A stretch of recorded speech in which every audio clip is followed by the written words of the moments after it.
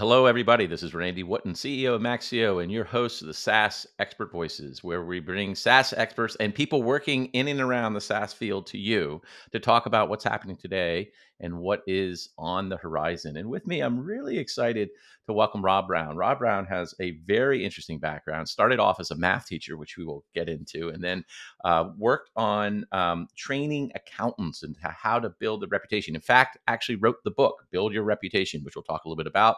And over the last 6 years, he's been facilitating conversations with accountants and how to get to accountants through his Accounting Influencers Roundtables, one of which I joined. It was really fascinating to talk with people. As Rob will tell you, accountants are the second most sold to profession, meaning the number one is doctors, and number two is accountants. And so we'll get into that. And what does it mean to sell to the accountants, the trends in accounting, what's happening, what are the challenges they're dealing with? And if you're trying to sell to accountants, bookkeepers, or sell CFOs, what do you need to know? But Rob, thanks for joining us.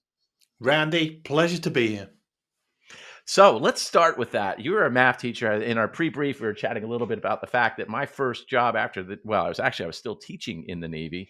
I went and took a master's and went and taught midshipmen at the Naval Academy before transitioning to the corporate sector. You were teaching math, and we were talking about why you got out of math. Can you talk a little bit about what your hope was when you had spent those 8 years teaching math to students, and then what your realization was about what was happening in that dynamic of teaching?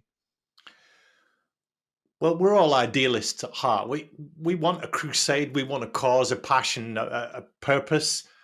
And like anybody, I got into teaching hoping to make a difference and influence young people's lives. And to an extent, you do, but the education system almost everywhere is very structured. It's very prescriptive. There are curriculums you have to adhere to. And rather than educating children and preparing them for life, I ended up coaching them to pass tests. Now, the UK is one of the most tested nations in the world, where I am, and I'm sure the US, where you are, Randy, is not too far behind.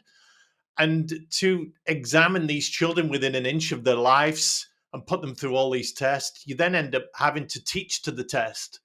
And that's not education.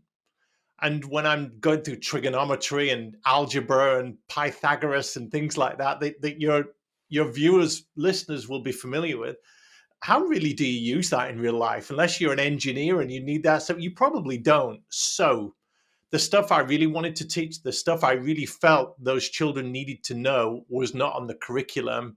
And my metric for success became how many of your pupils can you get to pass this test at this grade or above? And that's when I thought, this is not what I signed up for.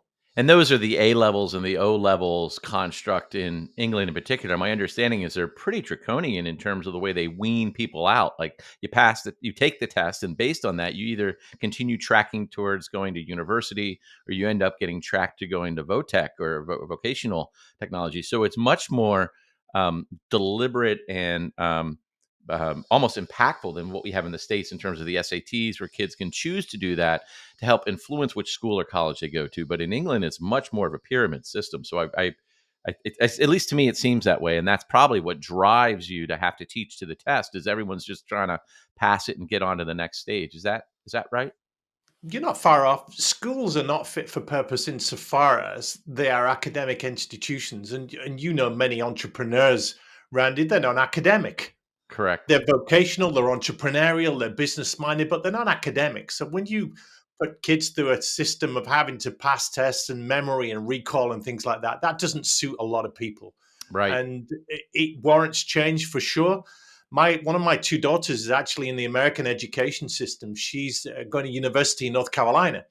And now that we've seen the American university system and the electives and the credits and everything else, where you can get a really holistic education with stuff you enjoy that will help you for life, that's a much more preferable system to here in the UK, where you would start a degree and from day one, you would be doing organic chemistry and Yeah. nothing else, Yeah, or it's super. accounting.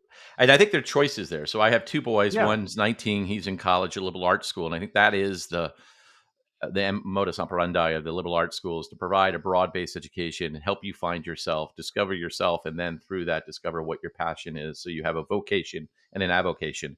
My Yeah. other son, who's a junior in high school, so looking at colleges, is pretty convinced he wants to go computer science and is looking at schools where that's where he starts and that's the track he has to run. And to your Yeah. point, I'm anxious because I know how I evolved from 18 to 22, and I started off wanting to be an aerospace engineer at the Naval Academy and graduated as an English major, and then went off and took a master's in the great books. Like I'm completely different. Though I stayed in the Navy, I just radical shift and thought of who I was and what excited me. And so for my youngest son, I keep coaching him. I'm like, well, maybe go to the liberal arts school initially, and if you really like computer science, you can go get a master's. But give yourself time to kind of be a proto adult around people and ideas, and figure out what lights you up versus what do you think you're going to get paid for post graduation. That's that all sounds grand. You and I are not here to put the education system right. There are smarter people than you and I, Randy, who've tried for thousands of years. But let's let's move on. The education ah, system will stay as it is. Let's I try and change the accounting system. Let's That's try to another change the kind thing of that won't shift. perfect. Well, great transition, and thank you. I rarely meet other teachers that are in the commercial sector, so it's wonderful to have a chance to share and empathize. Yeah, so I think really the thing that we're would shift to, Rob, with all your experience focusing on accounting as a profession. Can you talk a little bit about how you've been bringing together these conversations, and what are you seeing with regards to the trends that are happening now, and that what people are anxious about going forward with the accounting profession? Well, just for a little bit of context for the audience here, Randy, you're in the SaaS world. You're talking to CFOs, CMOs all the time, and explain the relevance of accountants to their world so I can speak to that question with much more context. Yeah, well, I think there's actually a couple of ways that people work with accounting firms. First, if you're an early stage founder, CEO, you're usually technical, and so the assumption is you don't know a lot about accounting and you don't speak that language, right? I went to business school. You have your training in terms of learning the language of business, which is accounting. What you end up usually doing is hiring a CPA firm. And so there are lots of CPA firms. There are client advisory services, is what they're being called now, who support from a bookkeeper function to really up to basically a fractional CFO, where you're helping the person uh, get the accounting done, i.e., the three financial statements, but also be an advisor with you specifically around cash. How do you manage cash? What the different cash flows are, and how long you have, what you burn, and will usually help as an advisor, not the lead, for a funding round. So I work with Okay. companies, mostly are ones who are privately invested either through VCs or PE. So you think about the seed rounds, the angel, the friends and family rounds. You probably have a CPA firm. When you get to Series A, Series B, you're working with a CPA. Maybe bring on a fractional CFO.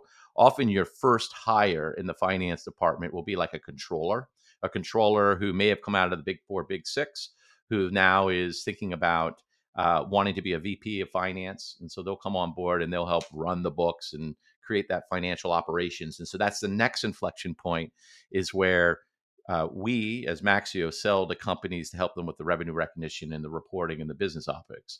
At that stage, at Series C, you're using accounting firms for audit, basically. And so there's an evolving relationship. Initially, they're a critical partner as the bookkeeper advisor, and then you move on with the relationship as they go forward. Okay. So you touched on a lot of key things that are driving change in the accounting profession. We call it a profession here in the UK. You guys call it an industry to an extent, but Yeah. tomatoes, tomatoes. We're proud of being aligned with, say, a medical profession or a legal profession. We don't really say a legal industry. So, Ah, but however that works, when you look at accountants as a whole, let's first make a distinction between what is an accounting firm, because you've got the big four that turn over billions. And there's a huge difference between them and the number five and the number six and the top 10 and the top 20. Then there's a big difference between them and the top 500. And you go right down to the one person that has a bookkeeping or accounting qualification that will do his nephew's tax returns every right. year. And that's all they do. But they have a Right. CPA or a chartered accounting qualification. So when we talk about accounting firms, it's really difficult to generalize. Equally, when you talk about accountants, it's very difficult to generalize because there's so many different types of them, but we can make some generalizations. What we know about accounting is, first, it's a very aging profession. 75% of accountants are at or close to retirement age. It's been run by the baby boomers. Now, what's going to happen when they retire and move on? There's a Right. massive transference of wealth. There's a massive shakeup of business models. You're familiar with the partnership model, the Yep. managing partner, the equity route. Let's buy Yep. into that and get ourselves a pension pot. There's all that going on right now. Private equity money is speaking to that because VC money, PE money is buying accounting firms for whatever reasons. We can discuss that. So it's an aging profession with aging firms. And what happens with that too is that coming in the top of the funnel, the talent funnel, are fewer and fewer people. Right. CPA qualifications, accounting degrees are not as popular as they were.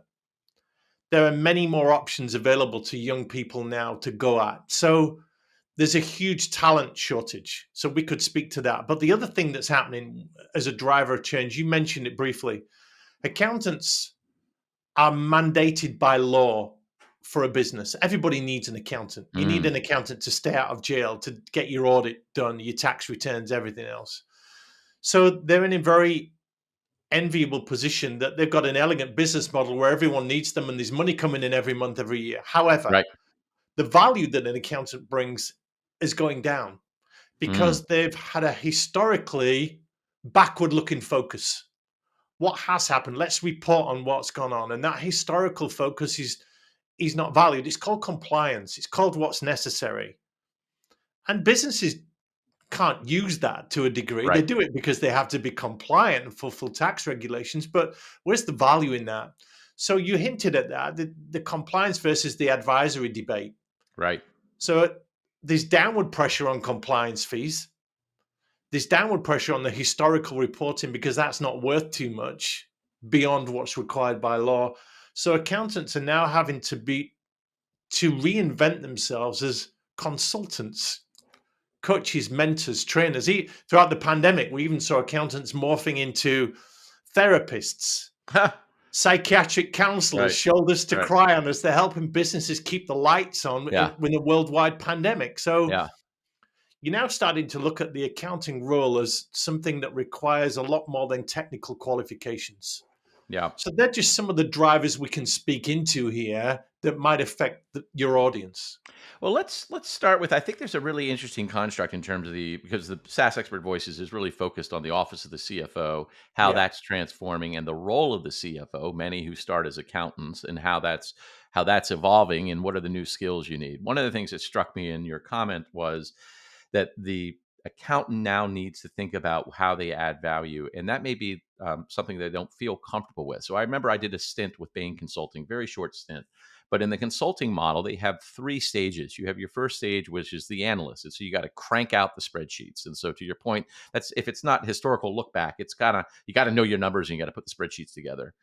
The second stage was a consultant or an engagement manager, and that meant really you had to manage the client relationship, and you had to be able to get all the pieces together and construct the deck and come up with some insights. But it was really around the project management, client management. And third stage was the partner stage, and the partner stage was where you added the value, is where you would have build the relationship and you would add strategic value and scope out I'm talking about strategic consulting. So the Bains, the BCGs, the McKinseys, you would scope out a statement of work that would say, hey, here's the problem you're trying to solve. Here's our approach to it. And then you would deploy your engagement managers and consultants and your analysts as a case team to go after that.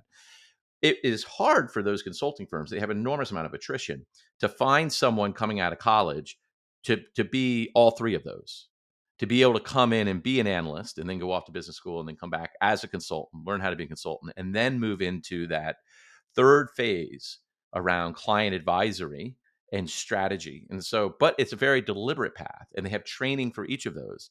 And so, in the accounting profession, do you feel the way that the structure is set up or the training that people take or the way that the model works, the rewards and cents and trains people for the different stages of what needs to happen so that the head of the firm or the accountant with 15 years experience is learning how to be that strategic advisor to the CFO, how to be the strategic advisor to a VC or a venture partner as they're looking to invest in different companies? How, or is that something that needs to be done? Is there needs to be this level? I know in Europe, you have this, it's not a CPA, it's like the CMAG or something, which is another certification around finance and strategy. And it feels like there is that piece there. So, talk a little bit about how an accountant today, if they're entering the profession, would think about the stages of their career and how they build those skills and capabilities.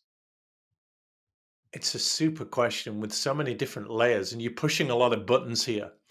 Sorry. Let's let's talk briefly about the accounting qualification and Sure. ask the question: is that fit for purpose? You've got many governing bodies. You highlighted one there, the AICPA in the US. There's the ACCA here in the UK, the Association of Chartered and Certified Accountants. Whichever route you go down, and there are many others. They have a curriculum, a little bit like me as a school teacher, which they have to teach. But the question is, does that turn out accountants that are fit for purpose Correct. in a modern day world? Because it Right. trains them on compliance and technical qualifications.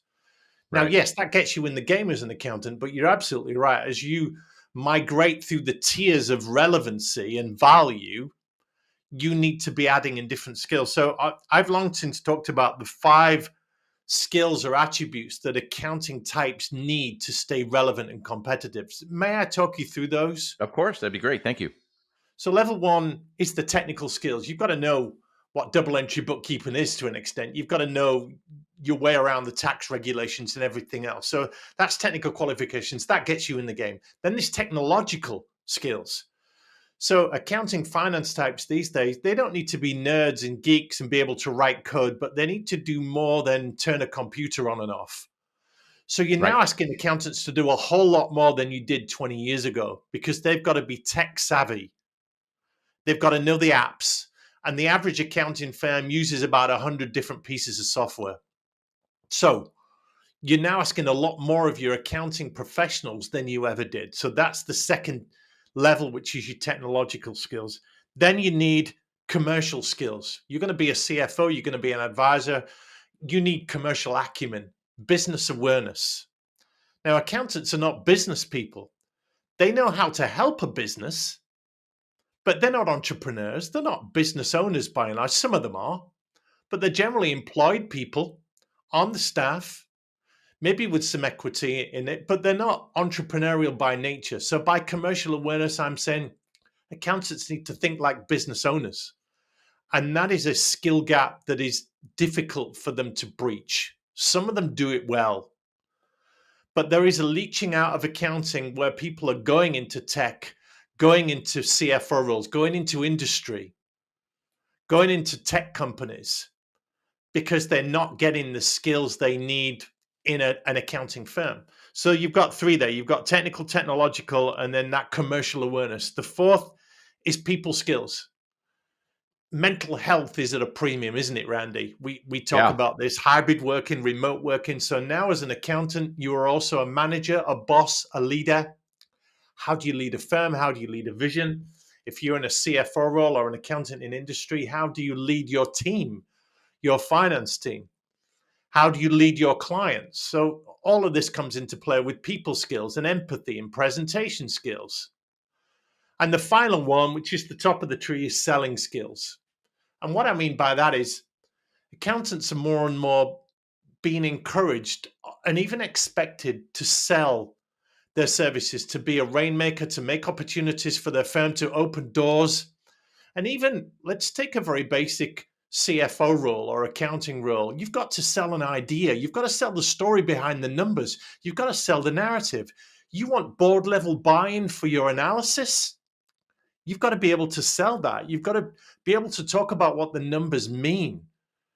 So you've got to be able to sell an argument, an opinion, an excuse, a statement, a fact. You've got to be able to get behind the stats. So you're asking much more of an accounting and finance professional now than you ever were. And that's why it's rarefied air to get somebody that can do all of those things. And this is why we've got a problem. Agreed. Can you speak a little bit to? I think we were talking about the accounting certification that gets you level one, and then I think there's another accounting certification which helps you. I think probably with the business awareness, that level three. That's that CMAG. I think it came out of uh, England actually, and now is integrated to the AI CPA construct and certification. How do you, and we'll get to your book in a second because I think that really speaks to level five, but how do most accountants develop these skills around selling skills today within the firm, or if they're a single proprietor? To your earlier point, in the US at least, there's 60,000 CPA firms, or 300,000 something like CPAs, but of the number of firms, there's 60,000. So there is a very long tail of people who are running a single proprietor shop or a small shop with a couple of accountants. How do how do people learn the selling skills? What's the way they're embracing this new reality of having to be more strategic and come up with ideas versus just reporting on the historicals? The short answer is, Randy, they don't. Ah, hence your training. Well, not so much my training. I'm not in the training game anymore, and there are Ah, plenty of good coaches, consultants, trainers out there. But to the point, you will never meet an accountant that has time on his or her hands. These are right, super busy people, right. and they're really overwhelmed. There's tax deadlines, busy season. You've heard of that phrase before.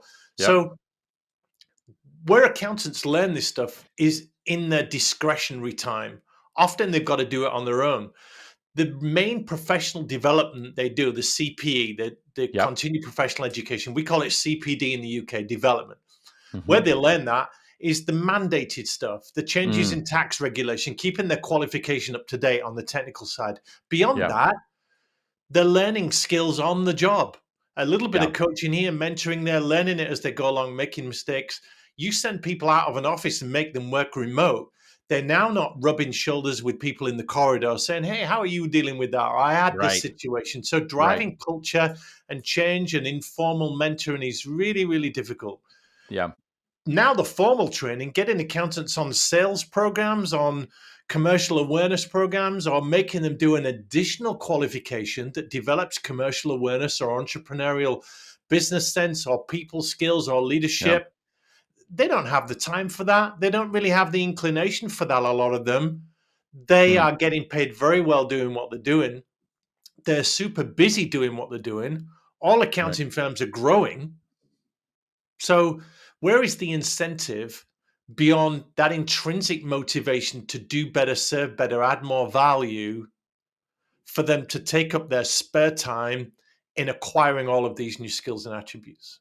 Well, just going back to your earlier point, I would think there's a couple things at play. One is the overall value and price that people are willing to pay for the traditional compliance work is going down, Yeah. and that's a bidded environment, right? And so, number two is I think you see, especially with, I know client advisory services and the has been around for 30 years and people are still trying to figure it out. But I've talked to several firms that are really embracing this idea, CAS, and the idea of doing a retainer. So not just doing time and materials. So setting up to be, and if I do a retainer with someone like I do with an agency, a marketing agency or a consultant, the expectation is there's value being delivered on a regular basis, though it's not a piecework. It's not, I'm paying you for an audit, I'm paying you for your advice. And so I think and if there's fewer accountants, people coming into the accounting profession, they're not going. And I think the other thing we haven't talked about, obviously, is I think AI is really going to impact accounting. It's going to Uh-huh. make the job, the dotting the i's, crossing the t's, the compliance easier. You can get to a 0-day close, for example. I think using AI, I think you can use AI to help you better understand what's happened, and so you don't need kind of the work and time focused on the getting the dotting the i's and crossing the t's, producing the reports. Now it's all about the value add, and so I think they may be getting paid well now for what they're currently doing, but if they're early in their career and want to move forward, they're going to have to transition in terms of how they think about um, what they offer their clients. And I'm coming obviously from a 25 years in technology. I think it may be different in other industries, manufacturing, retail, your mom and pop shop on the corner. But if you're the accounting firms or you're an accountant and want to making that transition into the commercial sector to be on the client side, I do think developing those skills is a critical. There's a clarion call to take it on. No question, Randy. You are in a fight for relevance. Yeah, that's right. Now, let's speak to AI for a moment. The compliance trap, timesheets, billable hours, everything Yeah, else. There is yeah, a move away from that. It's slow. It's very glacial. Accountants have done it their way for centuries, but The automation, the AI will help in making compliance work easier, but that will free up some accountants to take on more advisory roles, which actually is actually what they love doing by and large. They don't position it well, they don't package it well, they don't price it well, but they're moving into that space and they know it's an Yeah. inevitable transition. However, if I were to say this to you, only 30% of accountants automate a bank feed, then that speaks to what impact AI will have. So, say two-thirds or more of accountants are not tech savvy enough Yeah. or have the wherewithal to get an automatic bank feed coming in to reconcile Right. day zero close, as you said. Why Yeah. not? Because they're on desktop, some of them are still working with checkbox and shoeboxes Mm. and Excel spreadsheets. Mm. It's an old profession. Yeah. So you're telling me AI is going to change the game? It might do, but it won't be anytime soon, and it won't Yeah. be with the rapid impact you expect. There are some great early adopters out there, but there's not a Yeah. lot of them in accounting. There are So some let on the me real bleeding edge that are doing AI stuff and really making it count. And some of the software vendors to accounting are folding it in. But honestly, it's not going to be the massive game changer everyone thinks. And if it does, it will take up some of the uh, some of the fallout from people leaving accounting. It will pick up some of that slack, the attrition. But if you're asking what's going to change the game, yeah, it is going to be those accountants that say, I really want to move up the value chain. I really want to be more relevant. I'm going to invest in my skills, invest in my professional network, invest in my reputation, invest in my commercial awareness, invest in my leadership skills. And they will have the most opportunities and the biggest money. Great point. I think it's a nice segue to the conversation why PE firms are buying accountancies. I think that there is this interesting part of the reason I moved from ad tech, martech into the office of the CFO was because I saw the revolution, workflow automation, and what it did for marketers and salespeople and service people. Now there's north of 10, 12,000 vendors in the marketing space. It's a frothing Yeah. battle to sell the next new cool marketing tech. But I think the office of the CFO hasn't yet faced that revolution. And to your point, with a bunch of companies doing things manually, that seems to me like that's right for PE to come in, roll up services, drive efficiency, consistency, global talent. So if there's not enough talent in the UK or in the US, I know, for example, we have some accountants based out of Manila in the Yeah. Philippines that are supporting us in our field. And so the taking advantage of the global talent market. What are some of the things you think are driving PE buying up firms at this point, or how's that playing out from your perspective? Well, private equity people are super smart. We know this. They look for opportunities, they look for Yep. uplift and profit. So they must be looking at accounting firms and seeing inefficiencies. Yep. They must be seeing money left on the table. Yep. Otherwise, they wouldn't be coming in for accounting firms. And they're coming in for SaaS firms too. A lot of the technology ecosystem that supplies accounting firms now is owned by private equity. So the big play is that there is money to be made. And accountants, the billable hour, they're not value pricing very well. They're not doing advisory very well. They're not doing subscription pricing very well, to your earlier point, and retained services. So private equity has seen a whole new way of setting up the firm, moving away from the partnership model towards maybe a C-suite model. Accounting firms being run by non-accountants, the same as some schools are being ran by non-educationists. Yeah. Yeah. So I think you're. there's I think obviously you're a right. lot in there for them. I think there's a lot to the business model. I think there's this idea of how do you take a service firm and turn it into a tech-enabled service. Yes, that's a So good way of putting it. to your point, you have 100 pieces of software. If they're not using it and deploying it, well, then that's a waste of time and money. But how do you create a tech stack that then the services firm use to be smarter? And then to your other point, you can have a tech-enabled service firm that's AI powered, right? Or augmented intelligence. How are they leveraging the best? And I find this at my firm, every single firm, my company, every single function is thinking about how AI changes what they do, from sales to marketing to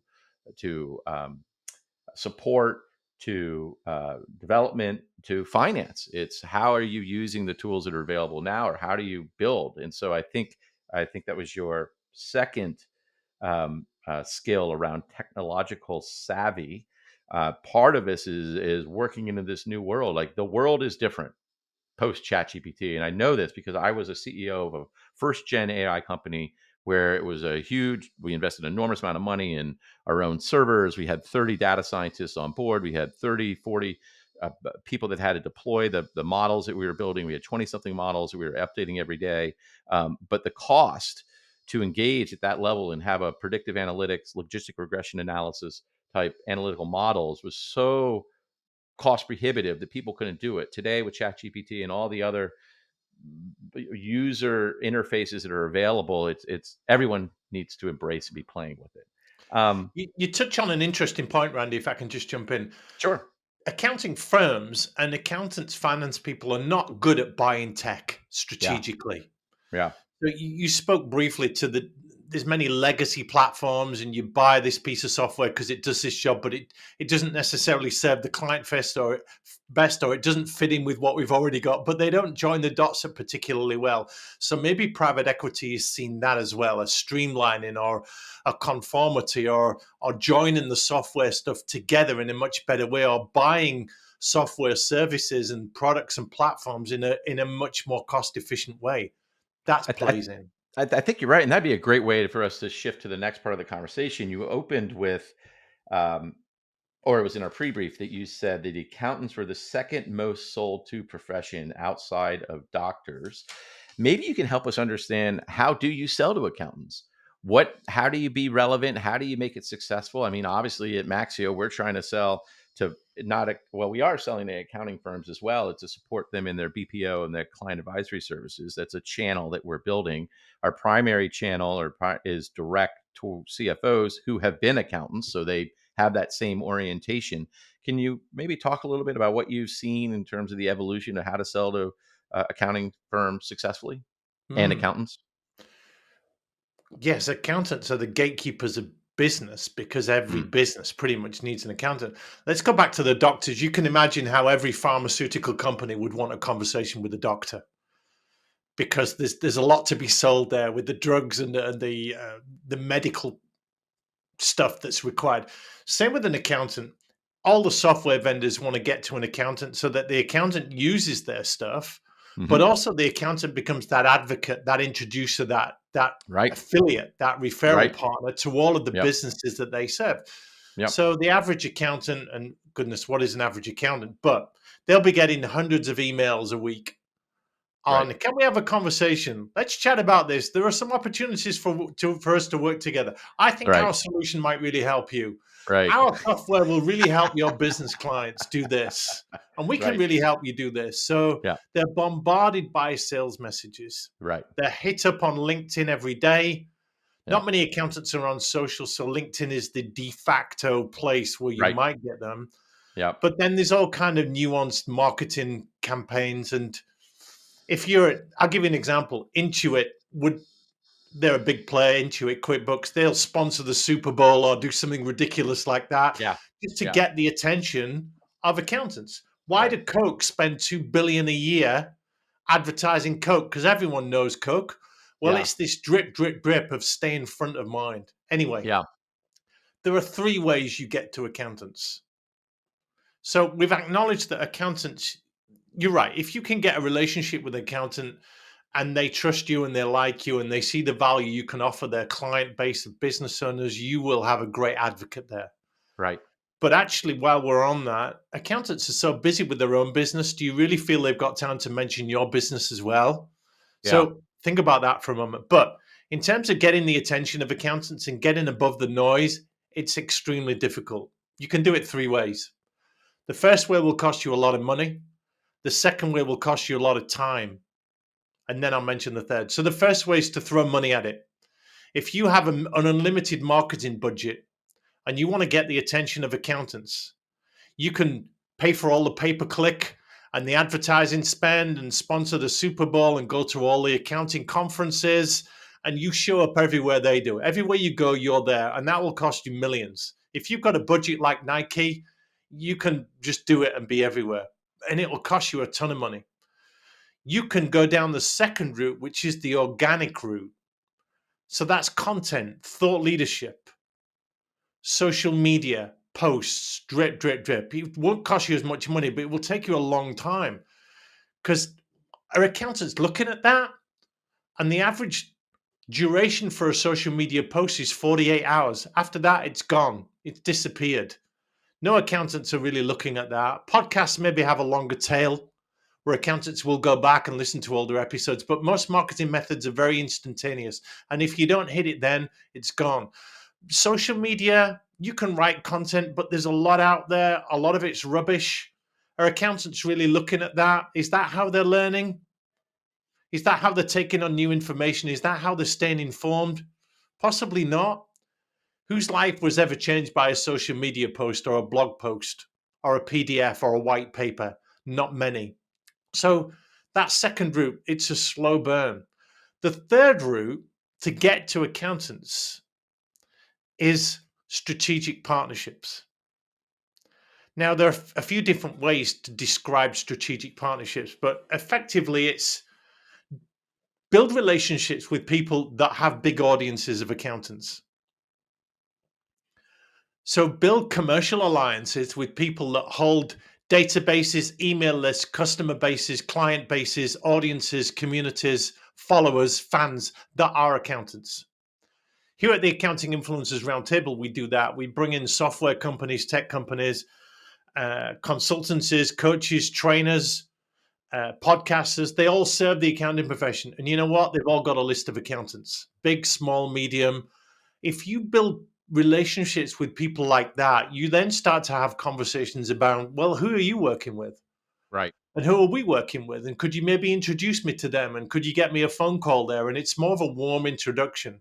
Now, that again is a slow burn, but it's trusted. It's accelerated because you've got a warm introduction. So somebody's advocating for you in going to their accountants that are super sold to. We've established that. Yeah. But you go to an accountant that you've got a relationship, and Randy, you have some great relationships with accountants at Maxio.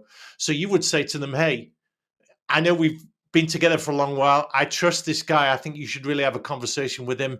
They would take that call. That accountant, that CPA would take that call because you told them to. Yeah. So that's a strategic partnership.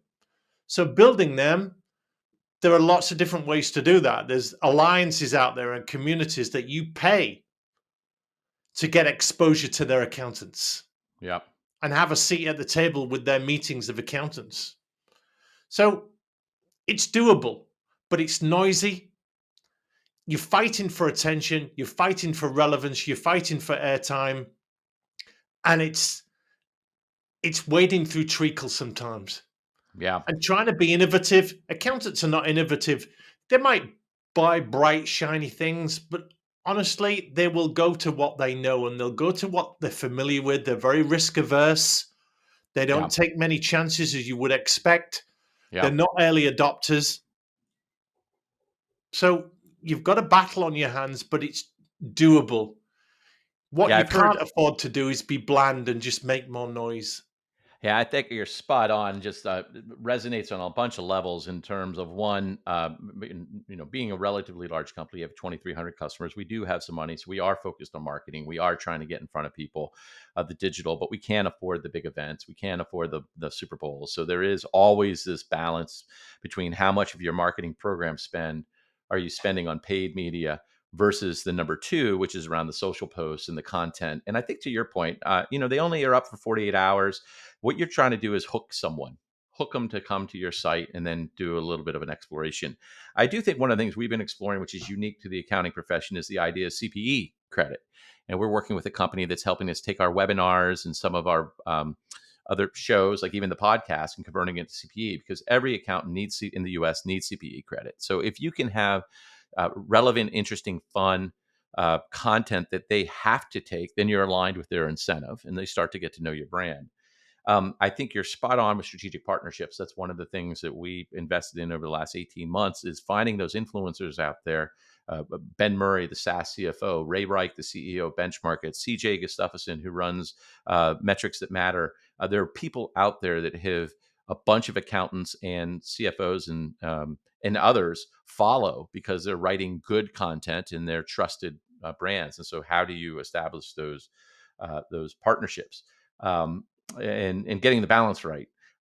We've talked to the AI CPA. We've gone there, and what we found at the AI CPA, for example, is there are very few firms, to your earlier point, that are actually on the cutting edge of wanting to take technology and move to this new business model around subscription-based services and adding strategy. So the long tail is probably not a good set of customers prospects for us. So I think really understanding what your value prop is, and of those 60,000 accountancies, which ones you're going to serve. Offering something for a single proprietor is very different than trying to support the big four. And so trying to figure out where you fit in the middle. And then finally, I think you're Here's another Mhm. angle to that, Randy. You Sure. make some great points. If I introduce you to an accounting firm with your product service solution, there might be three, 400 people, 30, 40 people, 4,000 people in that accounting firm. So who do you Right. want to talk to in that accounting firm? Because Right. you've got a myriad of different roles, a myriad of different seniority levels, a myriad of different passions and areas of expertise. Yeah. Accountants working in different sectors, different Yeah. verticals. So Yeah. getting an introduction to a firm doesn't necessarily work because is that the right person? Is that going to be your Right. champion? Right. So you're looking at multiple levels of advocacy and trust and being passed on down or up or across the line to the right person that will ultimately buy or endorse what you're selling. Yeah, but we've seen this a little bit play out in VC and PE firms where they have investing partners and then they have operating partners. And I Right. think as accounting firms start to embrace technology, consolidate technology, and say, hey, here's our tech enabled service, here's the stack we're going to use, there will be people within the firms who are going to be the primary gatekeepers to vendors like us, software selling to them. Last point I just wanted to cover off. I think you're spot on with this fear of messing up versus fear of missing out. And there's a great book called Jolt, which is produced by the same folks that produced the Challenger Sales Method, which is my go-to sales Bible forever. Yeah. But what they found, as they evolved their research, was that a lot of people end up in this area of uncertainty. And it's not driven by fear of missing out, it's fear of messing up. And I think that's especially true for accountants and CFOs, is they don't want to get caught making a transition from a general ledger or to a new financial reporting system and then have it be wrong. And they're comfortable in their current Excel model because they built the model and they know every single assumption and they know every single formula and how it connects between the 100 tabs. And they, at the end of the day, know if they push the wrong button, it's their fault. But relying on a new technology, relying on a new way of doing things, I think can really help them. Or it can feel threatening. At least that's what I'm finding, which is Well, very different than. that speaks Go to ahead. the risk averse nature of accounting. Yeah. They have to Yeah. get it right. Yeah. It's a Yeah. binary right or wrong often. I Totally. mean, a few some gray areas, but yeah, they hold the line. That's The right. buck stops with them. So when they take off outsourcing, for instance, we hear that this is a solution for accounting firms and really any businesses that want to lock into a global workforce. If you go down the outsourcing offshoring route as a representative of your accounting firm or your Mm, organization and you get that wrong, yeah. you go to the Philippines instead of India, or you go to South Yeah. Africa instead of wherever else. That there's a lot of risk on you. Their reputation is at stake. Same with Yeah. AI. You want to Yeah. bring an AI tool into your firm, you better be absolutely Yeah. 100% sure you've got that right. Otherwise, your fear is messing it up. Yeah. So any change, any adoption, any tech solution, any hire comes with liability if you're not careful, and you can do due diligence till you blue in the face. We Yeah. still get we still get it wrong, don't we? And accountants are, you're right, very fearful of that, which is why they try and play it safe. Yeah. And I think to your point, I think one of the big challenges with AI right now and Chat GPT in particular is the potential hallucination. And you can't have a hallucination on your financial statements. Well, it's the data security as well, Randy, isn't Yeah. it? Yeah. What Well, I you do put think out so. there in the public domain, Yeah. that has repercussions. I think a lot of people are actually working towards with company confidential information and having the AI powered within their own system, trained on their own corpus of data. We, for example, have 2,300 customers. We have about $15 billion of billing and invoicing data going across the system. And as we're looking to incorporate AI into our own systems and models, it's using the model within our constraints. So I think that's one of the things all those providers are working on. They benefit from having aggregated data, but they know that they need to take models in specific situations, have them custom built. I mean, that's what I did at Rocket Fuel. I mean, we had 25 models, but it also was $250 million of investment to do that, and took 30 data engineers to data scientists to build it. Well, Rob, we're coming up on time. I know I usually, I'm sorry, I meant to tell you this at the beginning. I have a speed round. So the speed round are three things. One, do you have a favorite book? What's your favorite book other than yours, which I didn't know you had written? I'm going to take a look at it. I think it's great. Build your reputation. So it has to be something other than yours. A favorite metric. So, what metric, when you are working with business in particular or accountants, that you think they need to focus on more than anything else? And the third one, to your point around um, strategic partnerships and finding people who have relationships, who's your favorite influencer? Like on LinkedIn, who are you following? Who do you look at when they make a social post? So, uh, what comes to mind? But you can pick one or all three of those. What would you like to start with? Let's start with the book that's had the biggest influence on my life, which Sure. is, and I'll confess I don't follow what this guy says like I should, but it's Cal Uh, Newport's Deep Work. Deep work. Okay. What's the Deep Work premise? by Calvin Newport. He's Okay. a computer scientist, Uh huh. and he's written a lot of great books. He has a podcast as well. I don't Okay. listen to the podcast because I don't have enough time to listen to many Yeah. podcasts, Right. but I was really profoundly hit when I discovered that his book, The Ultimate Message, is the world will belong to those people that can focus for an extended length of time on Mm. very meaningful work. Hence deep work. Hence, deep work. We're Mm. so fragmented in our attention. Yeah. We're so easily distracted. We're so Yeah. quickly interrupted. Yeah. And developing the muscle strength, the focus to stay with it on deep Yeah. work and block out distractions. That's what deep work is about. So I tried to encompass that in sticking with task. It's not easy Yeah. in the social media world and Yeah. everything we're looking at. So I'd put that in terms of metric. I'm in a stage in my life having had a bleed on the brain, a brain hemorrhage, Mm. where I count my blessings. Now, this is not going Okay. to be accounting speak I'm giving you Right. right here, Randy, but Yeah. I'm so grateful for many things. We're all contending with something. We've all been through stuff, or Yeah. we're going through stuff. So I make a note of. I keep a little journal of good things that happen in my life or stuff that I'm grateful for. Oh, that's great. I'm not allowed to drive. I take medication for epilepsy after my Oh, stroke, but I am so thankful that I'm still in the game and can still do some things. So I have a little journal where I log things that I otherwise would forget. yeah. I'll stick this podcast in it, Randy, because it's been fun. Ah, And other great. things that happen with your kids and your clients. Yeah. And, Sure. had a good day at work because I went for a lovely walk, or this happened, or whatever it is. So that would be a metric: is to just be a little bit more conscious of the good things that you're grateful Right. for. Being grateful. That's a great way to have that be ever present for the grace around us Yeah. and our, the joy of living, and just it's better to be vertical than otherwise. Absolutely right. Growing old is Yeah. is not something that everyone gets to do. Yeah, that's right. That's right. And God Yep. promises tomorrow to nobody. I'm a committed Christian, but you get that sentiment there that we don't know what's coming up. So let's not let tomorrow's worries rob us of today's joys. You know that Oh, I phrase. love that. I love that. All right. Well, then influencers, you clearly have covered a lot of territory. So I'm not going to limit you to, accounting influencer, but who are you following on LinkedIn that you think is writing good stuff? You know what, Randy? This is going to surprise you, but none.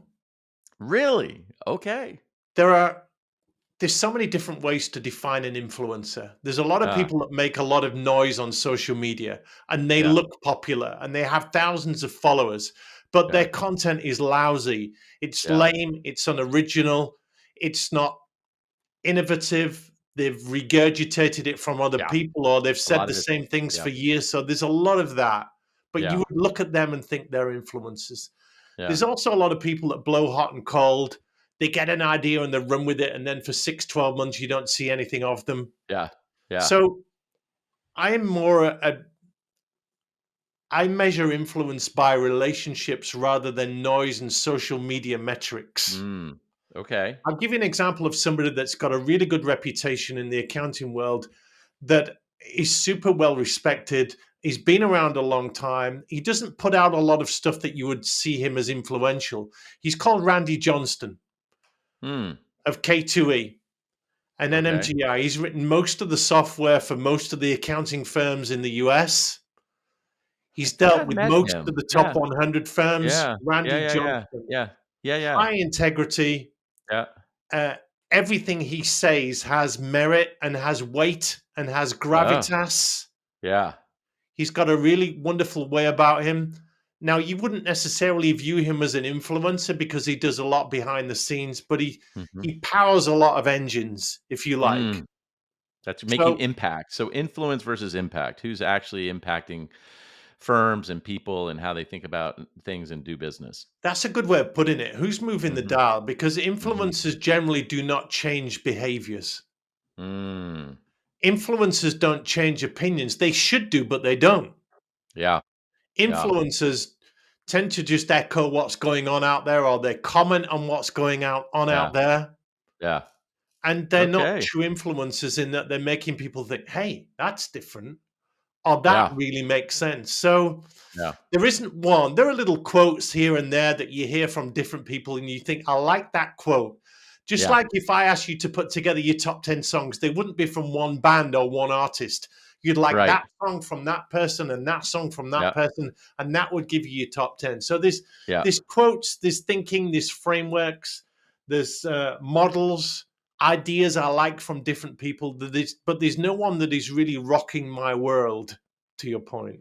Okay. Well, I love the distinction you're making between influence and impact, and I think you're probably right. I get caught up in the influencer game as well, in part because of what you were describing as your third way of getting to accounting firms is through strategic partnerships. But I think the distinction you're making is around authentic relationships versus followers, and people that are making an impact versus just providing influence. And that's a really powerful one. So thank you.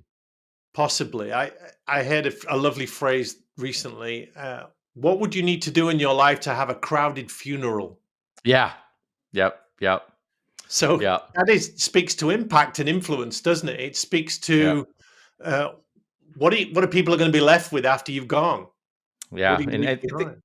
and I think it speaks to, how do you invest in authentic relationships, right? People will show up at your funeral if they feel like you valued them and have been a positive influence on, and made an impact in their lives, and that just may be, hey, you're a good person who shows up and, um, makes their life better each and every day, to your earlier point around what brings you joy. Yeah. Well, that's been a wonderful conversation, Randy. It has, Rob. And so thank you very much for your time. I wish you best of luck. If people are trying to find you, they can find you on LinkedIn. They also, your accounting influencer roundtables is something that you're hosting and facilitating. Again, I participated in one. I thought it was great. And as you say, hey, join the conversation and joining the conversation around building relationships, authentic relationships with people that are interested in this profession and where it's going. So thanks for We'd your love to time, get Rob. And contributions from your audience, Randy. Accountinginfluencers.com is where that is at. But yeah, let's the whole point of being relevant these days is being in the conversation. You don't want to be yeah, on the outside of it looking in. You yeah, want to be in the middle of it, letting people know what you're doing, what your message is, what you're thinking about. And there's this curiosity in the world where we do want to look over the garden walls of our neighbors and see what they're yeah. planting and what they're doing. Or I want to look in Randy Wootton's bait box to see what he's using to catch this, or Randy's medicine cabinet to see Yeah. what he's taking for that. Oh, That's it's a lot where of high relationships cholesterol, come. high blood pressure, and, There you gout. go. There you go. Well, Rob, thank you so much.